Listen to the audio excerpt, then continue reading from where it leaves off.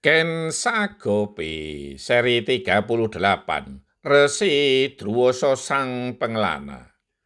Bathara Surya tersenyum sedangkan Dewi Kunti tidak berani beranjak dari tempatnya, justru karena keadaannya. Tidak apa-apa nih, walau tidak sengaja, namun aku senang berjumpa denganmu.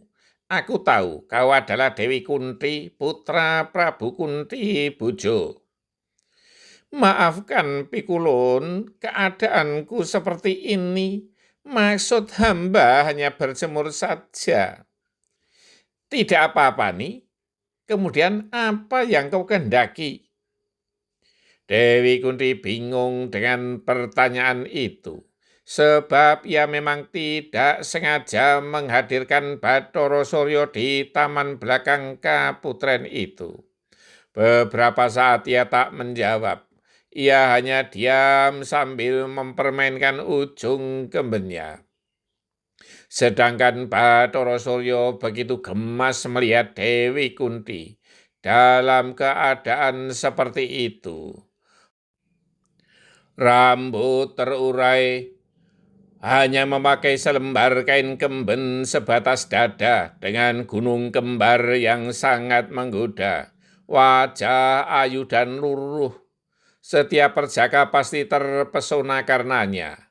Walau seorang dewa, namun masih berdarah manusia, mempunyai hasrat seperti manusia.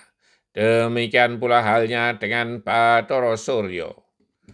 Walau mereka berdiam diri, namun Bathara Surya mampu memancarkan sinar kehangatan.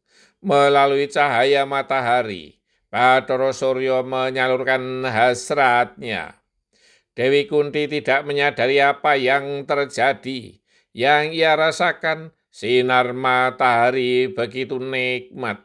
Secara pelan namun pasti, semakin lama semakin nikmat. Sebuah perasaan asing yang belum pernah ia rasakan menjalar di permukaan kulitnya. Sinar matahari bagaikan usapan dan pijatan hangat yang menghanyutkan.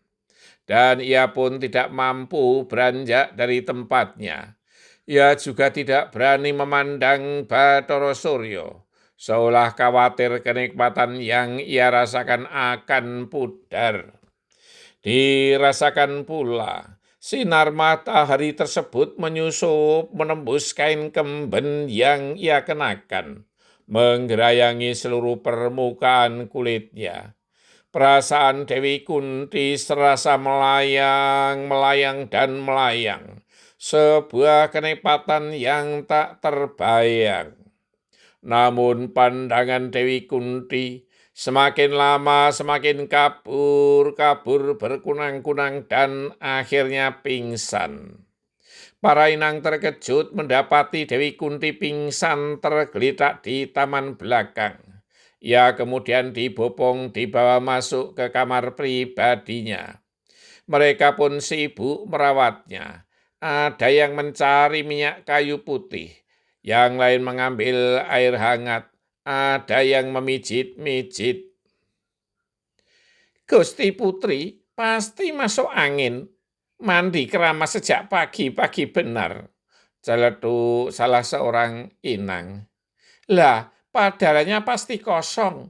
Itu minuman dan sarapannya belum disentuh, berkata inang yang tadi menyiapkan sarapan untuk Dewi Kunti. Setelah ditetesi madu raja di bibirnya beberapa tetes, lambat laun Dewi Kunti pun siuman. Namun ia belum menyadari dengan apa yang terjadi. "Mbok Emban, aku di mana?" ucap Dewi Kunti lirih.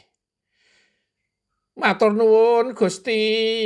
Gusti Putri telah siuman. Ini di kamar yang biasa, Gusti." "Apa yang terjadi, Mbok?" "Gusti Putri pasti masuk angin. Pasti belum dahar." Para inang pun senang karena Dewi Kunti telah siuman. Mereka tidak tahu apa yang sesungguhnya terjadi.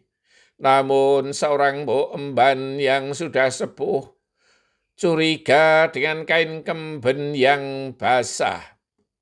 Dewi Kunti mulai mengingat-ingat peristiwa yang terjadi. Ia masih belum yakin apakah peristiwa itu sungguh terjadi ataukah ia hanya bermimpi. Ia mencoba mengingat kembali bahwa ia benar-benar mandi keramas, ia benar-benar berjemur, ia benar-benar menyisir rambut. Tetapi apakah ia benar-benar mengucap mantra ajian Aditya Redoyo? Apakah Bathara Surya sungguh-sungguh datang? Yang ia lihat memang samar, karena ia silau dengan cahayanya. Tetapi suara itu nyata, yang dikatakannya sungguh ia dengar. Tetapi perasaan yang sangat nikmat itu, kulit Dewi Kunti kembali merinding. Oh, Dewi Kunti terpekik kecil sambil menutup wajahnya. Ia malu terhadap dirinya sendiri. Bersambung. Memang tidak mudah menjaga kesucian seorang gadis.